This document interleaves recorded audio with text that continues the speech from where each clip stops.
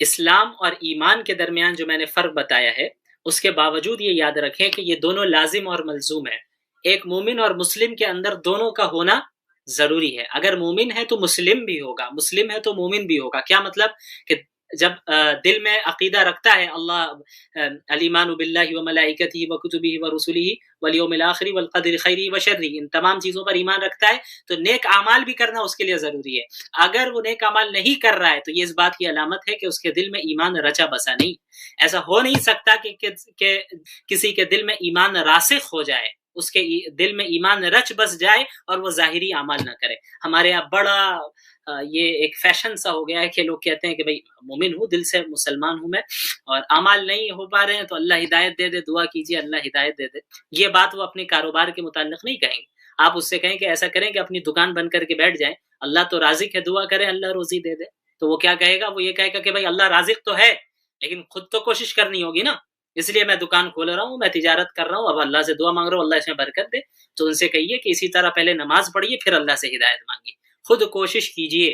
اسلام ایمان یہ دونوں لازم اور ملزوم ہے، دونوں کا ہونا ضروری ہے۔ اب ہم نماز ہی نہیں پڑھ رہے ہیں اور ہم کہہ رہے ہیں کہ بڑے پکے مومن ہیں۔ اب نماز تو ایک فرسٹ اسٹیپ ہے، اسلام صرف نماز نہیں ہے، اسلام بہت وسیع دین ہے، پوری زندگی پر حاوی ہے یہ دین، ہر پہلو پر حاوی ہے زندگی کے۔ یہ اسلام میں جو نماز ہے یہ تو ابتدائی درجے کی چیز ہے، یعنی پہلا درجہ، سب سے فرسٹ اور یقیناً موسٹ امپورٹنٹ چیز اگر کہیں تو غلط نہیں ہے، لیکن یہ فرسٹ اینڈ بیسک چیز ہے، اس کے بغیر اسلام کا کوئی تصور نہیں ہے۔ اسی لیے کہ الصلاۃ عماد الدین، نماز جو ہے دین کا ستون ہے، اس کا پلر ہے۔ آپ پلر کو ہٹا دیں عمارت گر جائے گی، نماز کو ہٹا دیں آپ کا دین ختم ہو جائے، کوئی فائدہ نہیں ہے۔ وہ صرف اچھی بولیاں میٹھی میٹھی باتیں کر لینے سے، اصل تو دل صاف ہونا چاہیے، اچھی باتیں کر لیں، غیر محرم سے بات کر رہے ہیں کیا حرج ہے، میری نیت تو صاف ہے ماشاءاللہ۔ تو بے نمازی کے متعلق یہ یاد رکھیں کہ فقہا کے درمیان اختلاف ہے کہ وہ مومن ہے یا کافر ہے۔ فقہائے حنابلہ امام احمد بن حنبل رحمۃ اللہ علیہ کے نزدیک وہ شخص جو جان بوجھ کر نماز چھوڑتا ہے وہ کافر ہے، اسے نہ ہی غسل دیا جائے گا، نہ ہی اس پر اس کی نماز جنازہ پڑھی جائے گی، اور نہ ہی اسے مسلمانوں کے قبرستان میں دفنایا جائے گا۔ ان کی دلیل کیا ہے؟ آپ صلی اللہ علیہ وسلم نے فرمایا من ترک الصلاۃ متعمدا فقد کفر، کہ جس نے جان بوجھ کر نماز ترک کی اس نے کفر کیا۔ تو امام احمد کہتے ہیں کہ جب اس نے کفر کیا لہٰذا وہ کافر ہو گیا، اور جب وہ کافر ہو گیا تو اس کی نماز جنازہ نہیں پڑھی جائے گی، وہ کافر ہو گیا تو اس کی تجہیز و تکفین نہیں کی جائے گی، وہ کافر ہو گیا تو اسے مسلمانوں کے ساتھ دفنایا نہیں جائے گا، وہ مومن نہیں ہے، اس کو کافر کی طرح ٹریٹ کیا جائے گا۔ امام احمد بن حنبل اور فقہائے حنابلہ کی دلیل ہے، اور اس کے برخلاف جمہور فقہائے کرام جن میں فقہائے حنفیہ بھی ہیں، ان کی یہ رائے نہیں ہے، ان کی رائے یہ ہے کہ من ترک الصلاۃ متعمدا فقد کفر، جس شخص نے جان بوجھ کر نماز ترک کی اس نے کفر کیا۔ اس کا مطلب یہ ہے کہ کفر والا، کافروں والی حرکت کی، اس نے کافر نہیں ہوگا، کفر کیا۔ تو راجح قول یہی ہے، صحیح بات یہی ہے کہ اگر ذرہ برابر بھی دل میں ایمان ہے تو وہ انشاءاللہ کافر تو نہیں ہوگا، البتہ زبردست دھلائی ہوگی۔ یہ میں نہیں کہہ رہا، یہ احادیث آپ جب پڑھیں گے اس سے آپ کو اندازہ ہوگا کہ بے نمازیوں کے لیے کیا وعیدیں اللہ تعالیٰ نے سنائی۔ بہرحال اللہ اپنے فضل سے معاف کر دے، کسی کو تو کر دے۔ اصول تو اللہ نے یہ بیان کیا ہے کہ جو اعمال کرے گا وہ جائے گا، اور جو اعمال نہیں کرے گا اس کو سزا کاٹنا ہے۔ اگر مومن ہے تو سزا کاٹ کے ایک لمبی مدت تک کبھی نہ کبھی نکالا جائے گا، وہاں کا ایک دن 1000 سال کے برابر ہے۔ اب آپ اندازہ لگائیں، یہاں ایک سیکنڈ کوئی انگلی آگ میں رکھ نہیں سکتا۔ ہم بڑی جرات اور سے کہہ دیتے ہیں کہ بھئی ٹھیک ہے دیکھ لیا جائے گا۔ بہرحال البتہ اگرچہ یہ رائے ہی صحیح ہے کہ وہ کافر نہیں ہے لیکن کفر والا عمل کر رہا ہے وہ۔ امام لالکائی رحمۃ اللہ علیہ نے فرمایا کہ ایک بے نمازی کی ذلت اور اس کی عار اور اس کی رسوائی کے لیے صرف یہی بات کافی ہے کہ فقہائے کرام کے درمیان اس کے سلسلے میں اختلاف ہے کہ بھئی وہ مسلمان ہے بھی یا کافر۔ صرف ذلت کے لیے یہی بات کافی ہے۔ اب کافر ہو نہ ہو یہ تو بات کی بات ہے، فقہا آپ کے مسئلے میں اختلاف کر رہے ہیں، بعض کہہ رہے کافر ہے، بعض کہہ رہے مومن ہے، اس سے بڑی ذلت کی بات اور کیا ہو سکتی ہے؟ نماز چھوڑنے کا کوئی تصور اسلام میں نہیں ہے، اور صحابہ میں تو کبھی تھا نہیں۔ منافقین بھی جو تھے اس دور میں 5 وقت کی نماز رسول اللہ کے ساتھ پڑھا کرتے تھے مسجد نبوی میں، تاکہ کسی کو پتہ نہ چل جائے کہ وہ منافق ہے۔ تو اسلام اور ایمان دونوں لازم و ملزوم ہیں، یعنی ایک دوسرے سے جڑے ہوئے ہیں۔ ایک مومن، سچا مسلم وہی ہے جس کے اندر ایمان بھی ہو اور اسلام بھی ہو، یعنی ظاہری اعمال بھی وہ کرتا ہو اور اس کے علاوہ دل میں ایمان رچا بسا بھی ہو۔ اسی لیے الاسلام کے متعلق اللہ کے نبی صلی اللہ علیہ وسلم فرمایا کہ اسلام یہ ہے سب سے بنیادی چیز गवाही देना, अन तशहद अल्ला इलाहा इल्लल्लाह व अन्न मुहम्मदर रसूलुल्लाह व तुकीमस सलाता। सबसे पहली चीज कि तुम इस बात की गवाही दो कि अल्लाह के सिवा कोई खुदा नहीं है और मोहम्मद अल्लाह के रसूल हैं। यह सबसे बुनियादी चीज है कि जब एक बंदा इस चीज को तस्लीम करता है और इसकी गवाही देता है तो वो बंदा क्या है, वो अब इस्लाम में दाखिल हो जाता है। सबसे पहली और बुनियादी चीज ला इलाहा इल्लल्लाह, कोई खुदा नहीं है सिवाय अल्लाह के, अल्लाह को तने तन्हा मानना, अल्लाह के साथ किसी को शरीक नहीं कहना, और मोहम्मद सल्लल्लाहु अलैहि वसल्लम को अल्लाह का सच्चा रसूल मांगना। इस दुनिया में सबसे ज्यादा आजमाइशें अंबिया को आती हैं, सुम्मल अमसलु फल अमसल, फिर दीन के एतबार से उनसे करीब तर जो होगा उसके ऊपर आजमाइशें आएंगी। तो आजमाइशों का आना ये इस बात की हरगिज दलील नहीं है कि हम हक पर नहीं हैं, बल्कि आजमाइशों का आना एक एतबार से इस बात की दलील है कि हम हक पर हैं और हम अल्लाह के नबी सल्लल्लाहु अलैहि वसल्लम के मानने वाले हैं और अल्लाह के नबी सल्लल्लाहु अलैहि वसल्लम के तरीके के मुताबिक जिंदगी गुजारना चाहते हैं। आपको मालूम होना चाहिए कि खुद अल्लाह के नबी सल्लल्लाहु अलैहि वसल्लम को अपनी ज़िंदगी में कितनी तकलीफ़ों का सामना करना पड़ा, किस तरीके से अल्लाह के नबी सल्लल्लाहु अलैहि वसल्लम को कत्ल करने के मंसूबे बनाए गए, किस तरीके से आप सल्लल्लाहु अलैहि वसल्लम को काबे के सामने इबादत करने से मुशरिकीन मक्का रोका करते थे। एक मरतबा अल्लाह के नबी सल्लल्लाहु अलैहि वसल्लम सजदे की हालत में थे कि एक मुशरिक आया और आप सल्लल्लाहु अलैहि वसल्लम के ऊपर ऊंट की गंदगी को, ओझड़ी को आप सल्लल्लाहु अलैहि वसल्लम के ऊपर डाल देता है। इसी तरह एक मरतबा अल्लाह के नबी सल्लल्लाहु अलैहि वसल्लम हरम में मौजूद थे, एक मुशरिक आगे बढ़ता है और एक चादर के जरिए आप सल्लल्लाहु अलैहि वसल्लम के गले पर फंदा डालता है और उसे खींचता है, यहाँ तक कि हजरत अबू बकर रज़ियल्लाहु अन्हु करीब आते हैं और अल्लाह के नबी सल्लल्लाहु अलैहि वसल्लम से उस मुशरिक को दूर करते हैं। इसी तरह अल्लाह के नबी सल्लल्लाहु अलैहि वसल्लम को किस तरीके से ताइफ में लहू लहान किया गया, आप सल्लल्लाहु अलैहि वसल्लम इसी दीन के खातिर गए थे। अब ये कौन सी शख्सियत है? ये शख्सियत वो है जो अल्लाह के नज़दीक महबूब तरीन शख्सियत है। अल्लाह चाहते तो इन्हें इतनी आजमाइशों से नहीं गुजारते। अल्लाह रब्बुल आलमीन इस बात पर कादिर थे कि बगैर किसी तकलीफ पहुंचे अल्लाह के नबी सल्लल्लाहु अलैहि वसल्लम पर पूरे जजीरतुल अरब के तमाम लोग ईमान ले आते, लेकिन अल्लाह के नबी सल्लल्लाहु अलैहि वसल्लम को भी आजमाइशों से गुजारा गया। क्यों? ताकि क़यामत तक की उम्मत के लिए वो एक नमूना बन सके, क़यामत तक की उम्मत के लिए वो एक रोल मॉडल बन सके, उम्मत नसीहत हासिल कर सके कि इन मौक़े में अल्लाह के नबी सल्लल्लाहु अलैहि वसल्लम की सुन्नत क्या रही, इन हालात में अल्लाह के नबी सल्लल्लाहु अलैहि वसल्लम ने किस तरह मुशरिकीन के साथ डील किया, इन हालात में अल्लाह के नबी सल्लल्लाहु अलैहि वसल्लम ने मुसलमानों को किस तरह तैयार किया, मुनज़्ज़म किया। चूंकि आप सल्लल्लाहु अलैहि वसल्लम को क़यामत तक के लोगों के लिए नमूना बनाना था, इसीलिए अल्लाह के नबी सल्लल्लाहु अलैहि वसल्लम को भी इन आजमाइश से गुजारा गया, इन आजमाइशों से गुजारा गया। 3 साल तक मुशरिकीन मक्का ने शब अबी तालिब में अल्लाह के नबी सल्लल्लाहु अलैहि वसल्लम, मुसलमान और आपके खानदान वालों का मुकम्मल सोशल बॉयकॉट किया, मुकम्मल सोशल बॉयकॉट किया, यहाँ तक के मुसलमानों के बच्चे एक एक दाने के लिए तरस रहे थे। ये सूरत हाल गुजरी रसूलुल्लाह सल्लल्लाहु अलैहि वसल्लम पर और आप सल्लल्लाहु अलैहि वसल्लम के सहाबा किराम ने भी इसी तरह की कुर्बानियाँ दी।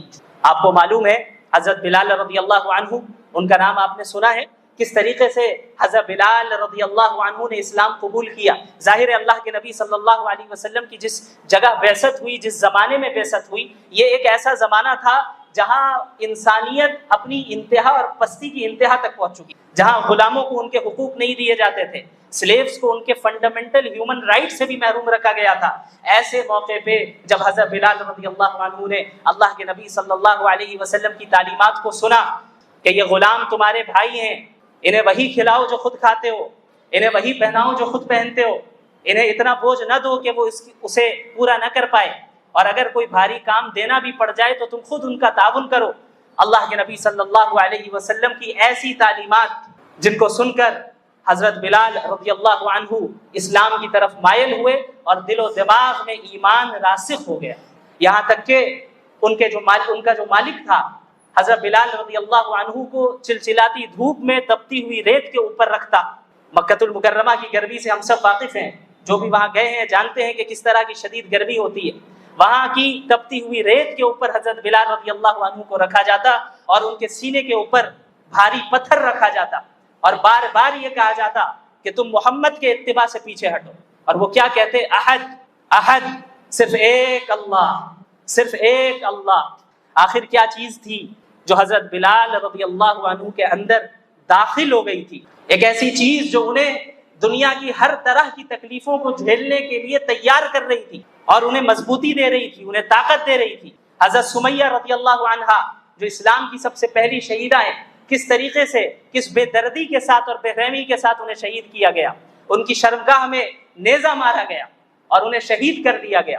حضرت مصعب بن عمیر رضی اللہ عنہ، یہ صحابی رسول ہیں، آپ کو معلوم ہوگا کہ اسلام لانے سے پہلے کافی مالدار تھے اور 200 درہم کا کپڑے پہنا کرتے تھے اور کافی قیمتی خوشبو اور عطر کو استعمال کیا کرتے تھے، بڑی لگژریس لائف گزارتے تھے، ناز و نعام میں پلنے والے تھے۔ لیکن جب انہوں نے اسلام قبول کر لیا، ان کی زندگی میں انقلاب آ گیا۔ ایک انسان، ہم اور آپ اپنے اوپر ذرا غور کریں، ہم اپنے کمفرٹ زون سے باہر نہیں آنا چاہتے، ہمیں اپنی زندگی میں ذرا سی تکلیف آ جائے تو ہم اللہ سے شکایت کرتے ہیں، ذرا سی تکلیف آ جائے تو ہم یہ شکایت کرتے کہ ہمارے ہی ساتھ ایسا کیوں ہوا۔ حضرت مصعب بن عمیر کے بارے میں سنیے۔ حضرت مصعب بن عمیر رضی اللہ عنہ وہ ہیں جو کافی مالدار تھے۔ انہوں نے جب اسلام قبول کیا تو ان کے جو چچا تھے، انہوں نے ان سے کہا کہ تم اگر اپنے باپ کے دین کو چھوڑ رہے ہو تو پھر یہ جو مال تمہیں حاصل ہے یہ بھی تمہارے باپ کا ہی کمایا ہوا مال ہے، لہٰذا تمہیں اسے چھوڑنا ہوگا۔ انہوں نے یہ بات اس لیے کہی کہ شاید مصعب بن عمیر رضی اللہ عنہ ان کی اس بات سے ڈر جائیں، چونکہ زندگی پر لگژریس لائف میں رہے اور اب سارے مال و دولت چھیننے کی بات ہو رہی ہے تو شاید وہ محمد رسول اللہ کی اتباع سے پیچھے ہٹ جائیں۔ لیکن ایسا نہیں ہوا۔ حضرت مصعب بن عمیر رضی اللہ عنہ نے سارے مال کو، ساری دولت کو وہیں چھوڑ دیا، یہاں تک کہ ان کے چچا نے کہا کہ جو کپڑے تم پہن کر ہو یہ بھی چھوڑ کر جاؤ۔ حضرت مصعب بن عمیر رضی اللہ عنہ نے ان کپڑوں کو بھی اتار دیا اور بالکل برہنہ ہو کر اپنی ماں کے پاس پہنچتے ہیں۔ ان کی ماں دیکھتی ہے اور وہ رونے لگتی ہے کہ مصعب یہ کیا ہو گیا، یہ کس حال میں تم آئے؟ وہ کہتے ہیں کہ میری ماں، میں موحد ہو گیا ہوں، میں محمدی ہو گیا ہوں، اب مجھے مال و دولت کی کوئی فکر نہیں، اب مجھے اتباع رسول کی فکر ہے، اب مجھے اس دین کی تبلیغ کی فکر ہے، اب مجھے اس دین کو تمام اقوام عالم تک پہنچانے کی فکر ہے، اب مجھے جنت کی فکر ہے، اب مجھے اس عارضی ٹیمپرری لائف کی فکر نہیں ہے جہاں زندگی چند سالہ زندگی ملتی ہے جس کی بھی کوئی گارنٹی نہیں ہوتی۔ آج کل نوجوان بھی بڑی تیزی کے ساتھ اس دنیا سے رخصت ہو رہے ہیں، کب کس کو موت آ جائے یہ نہیں پتا۔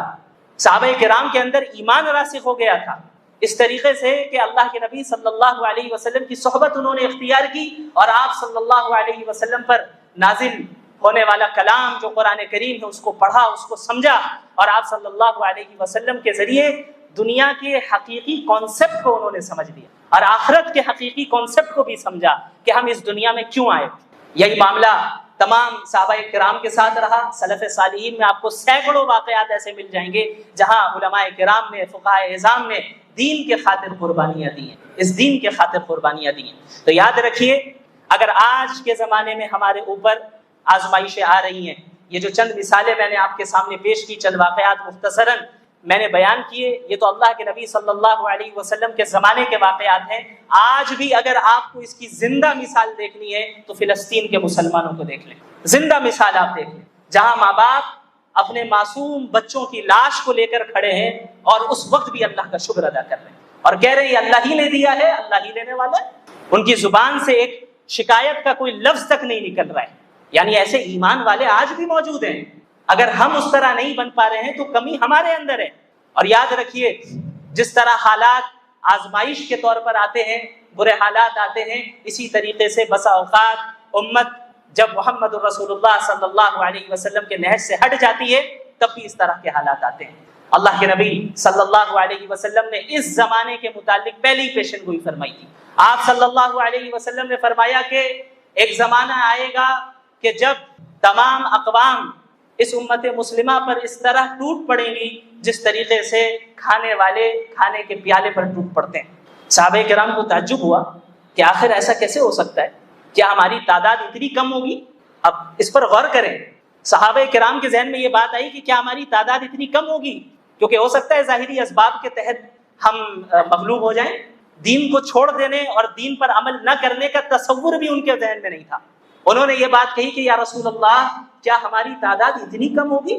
اتنی کم ہوگی؟ آپ صلی اللہ علیہ وسلم نے فرمایا کہ نہیں، تمہاری تعداد بہت ہوگی، لیکن تم سیلاب کی جھاگ کے مانند ہوگے۔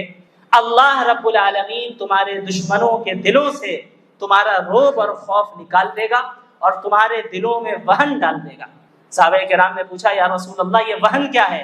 آپ صلی اللہ علیہ وسلم نے فرمایا حب الدنیا وکراہیت الموت، دنیا کی محبت اور موت کا ڈر، دنیا کی محبت اور موت کا ڈر۔ آپ صلی اللہ علیہ وسلم نے ان حالات کی جو وجہ ہوگی وہ بھی بیان کر دی اور علاج کی طرف اشارہ بھی کر دیا۔ یعنی اگر پستی اور رسوائی اور ذلت مسلمان ان پستی اور ذلت سے دوچار ہو رہے ہیں تو اس کے پیچھے یہ دو وجہ ہوگی کہ ان کے اندر دنیا کی ایسی محبت آ جائے گی کہ وہ دین کے لیے پھر قربانی دینے کے لیے تیار نہیں ہوں گے۔ موت سے ایسا ڈر آ جائے گا، جب بھی دنیا کی محبت آئے گی لازماً اس کا نتیجہ یہ نکلے گا کہ موت سے کراہیت ہوگی، موت سے انسان ڈرے گا۔ کیوں؟ کیونکہ وہ دنیا ہی کو سب کچھ سمجھنے لگتا ہے، وہ اس کے ذہن سے آخرت کا عقیدہ اوجھل ہو جاتا ہے، کلیئر نہیں رہتا، تو وہ اس دنیا میں اپنے اوپر تکلیفوں کو برداشت نہیں کر پاتا، وہ یہ سوچ نہیں پاتا کہ بھئی مجھے مرنا بھی ہے اور اگر میں نے حق کی آواز بلند کی تو مجھے تکلیفوں کا سامنا کرنا پڑ جائے گا، مجھے اپنے کمفرٹ زون سے باہر نکلنا پڑے گا، مجھے لگژریس لائف کو چھوڑنا پڑے گا، اس دین کے خاطر چھوڑ دینا پڑے گا۔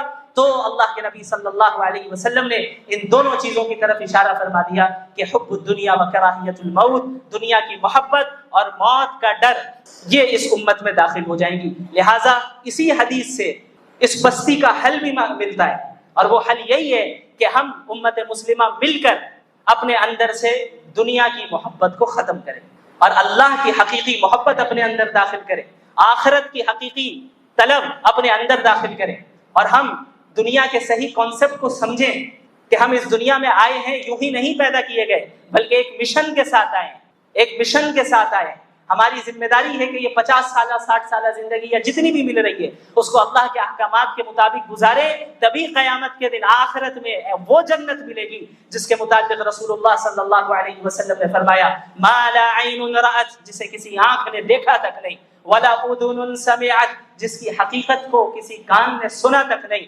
ولا خطر علی قلب بشر، جنت ایسی جگہ ہے کہ جس کے کسی کے امیجنیشن میں بھی نہیں آیا، وہ جنت کسی کے امیجنیشن میں بھی نہیں آئی، ایسی جگہ ہے، ایسی لگژریس لائف آپ کو ملے گی جہاں کبھی کوئی موت نہیں آنے والی، جہاں کبھی کوئی بیماری نہیں، جہاں کوئی فقر و فاقہ نہیں، جہاں کسی طرح کی تکلیف نہیں۔ لیکن وہ جنت یاد رکھیں اتنی سستی نہیں ہے، اتنی سستی نہیں ہے۔ احسب الناس ان يتركوا ان يقولوا آمنا وهم لا يفتنون، کیا لوگوں نے یہ سوچ لیا ہے کہ وہ بس یہ کہہ دیں گے کہ ہم ایمان لے آئیں تو ہم انہیں چھوڑ دیں گے، انہیں یوں ہی چھوڑ دیا جائے گا اور انہیں فتنوں میں اور آزمائشوں میں مبتلا نہیں کیا جائے گا، انہیں جانچا نہیں جائے گا کہ کیا ان کا اقرار صحیح ہے یا غلط ہے؟ صرف محض کلمہ پڑھ دینے سے جنت مل جائے ایسا نہیں ہوگا، اس دنیا میں آزمائشوں کا سامنا کرنا ہوگا، پھر ان آزمائشوں میں جمنا ہوگا، ڈٹنا ہوگا، صراط مستقیم پر قائم رہنا ہوگا۔ اور اس کے لیے یاد رکھیں اس وقت جو صورتحال پوری امت مسلمہ کی قائم ہے، خصوصاً ہمارے ملک میں، اس بات کا عزم کر لیں کہ ہم اپنے تمام مفادات کو پیچھے رکھیں گے اور اسلام کے اجتماعی مفاد کو ترجیح دیں گے، چاہے وہ مفاد نسلی ہو، چاہے وہ مفاد خاندانی ہو، چاہے وہ مفاد مسلکی ہو، چاہے وہ مفاد جماعتی ہو، کوئی بھی مفاد ہو، سب سے پہلے ترجیح اگر کسی مفاد کو حاصل ہے تو وہ اسلام کے اجتماعی مفاد کو حاصل ہے۔ لہٰذا سب سے پہلا کام ہمارا یہ ہے کہ ہم بحیثیت امت مسلمہ متحد ہوں، کلمہ توحید پر متحد ہوں، باطل کے خلاف متحد ہوں۔ ہم یہ نہیں کہتے کہ سارے مسلمان ایک ہی مسلک اختیار کر لے، سارے مسلمان ایک ہی فرقہ اختیار کر لے، یہ بظاہر عملی طور پہ مشکل ہے، بلکہ بسا اوقات اس کے نتیجے خراب نکل سکتے ہیں۔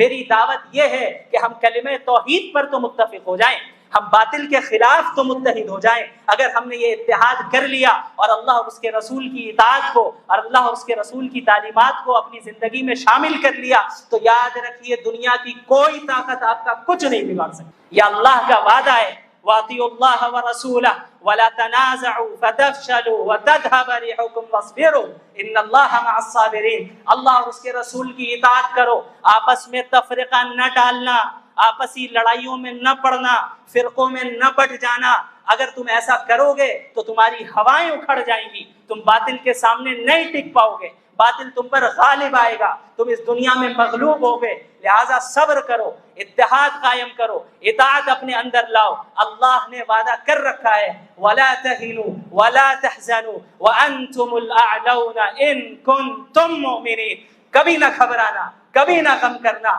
تم ہی سر بلند رہو گے اگر تم سچے مومن ہو، بشرط یہ کہ سچے مومن ہو۔ ایمان صرف زبان کا نام نہیں، ایمان چند کلمات یا جمعے کی نماز کا نام نہیں، ایمان صرف رمضان کے روزوں کا نام نہیں، ایمان صرف رمضان میں تراویح پڑھ لینے کا نام نہیں، ایمان صرف ہفتے میں ایک دن مسجد میں آ جانے کا نام نہیں، ایمان صرف قربانی کر لینے کا نام نہیں، ایمان صرف حج اور عمرہ کر لینے کا نام نہیں۔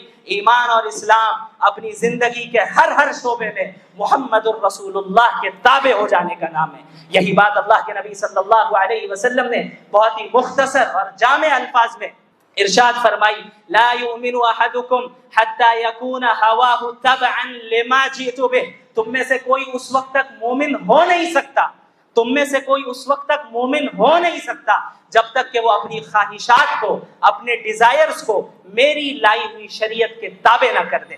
تو یاد رکھیے، اگر ہم چاہتے ہیں کہ ہمیں دوبارہ عروج حاصل ہو، ہم اس بستی سے باہر نکلے، پوری دنیا کی قیادت کرے، چونکہ یہ امت قیادت کے لیے ہی بھیجی گئی، یہ امت قیادت اور امامت کے لیے بھیجی گئی، مسجد کی صرف امامت کے لیے نہیں، یا چند مسلک کے نظاموں کی امامت کے لیے نہیں، چند جماعتوں کی امامت کے لیے نہیں، بلکہ دنیا کے ہر شعبے کی امامت کے لیے یہ امت مسلمہ بھیجی گئی۔ اور صحابہ نے پریکٹیکلی کر کے دکھایا۔ یہ وہی عرب تھے جن کو قیصر روم اور کسرا یہ کہہ کر چڑھایا کرتے کہ یہ عرب کے بدو ہیں، یہ ہم سے کیا لڑیں گے۔ یہ وہی صحابہ ہیں جنہوں نے قیصر و کسرا کے تخت کو پلٹ کر رکھ دیا۔ یہ محمد الرسول اللہ کی تعلیمات کو تھامنے کا نتیجہ ہے، یہ اللہ کی رسی کو مضبوطی سے پکڑنے کا نتیجہ ہے۔ وہی اللہ آج بھی موجود ہے، وہی قرآن آج بھی موجود ہے، اللہ کے نبی کی وہی سیرت، وہی احادیث، وہی باتیں آج بھی موجود ہیں، لیکن صحابہ کرام جیسے مومنین آج موجود نہیں، صحابہ کرام کی جیسی صفات اختیار کرنے والے مسلمان آج موجود نہیں ہیں۔ لہٰذا قرن اول کی طرف رجوع کرنا ہوگا، اتحاد و اتفاق قائم کرنا ہوگا، اللہ کے نبی کے طریقے پر چلنا ہوگا، اور اپنے شخصی، ذاتی، مسلکی، جماعتی، خاندانی، نسلی ہر مفادات کو پیچھے رکھنا ہوگا، ہر اختلافات کو بالائے طاق رکھنا ہوگا، اور اس وقت اسلام کے اجتماعی مفاد کی طرف توجہ دینی ہوگی۔ اللہ رب العالمین ہم سب کو ان باتوں پر حقیقی معنی میں عمل کرنے کی توفیق عطا فرمائے۔ میں یہاں پہ کوئی رسمی تقریر کرنے نہیں آیا ہوں، میرا یہاں پہ آنے کا مقصد صرف یہی ہے کہ امت میں اتحاد قائم ہو۔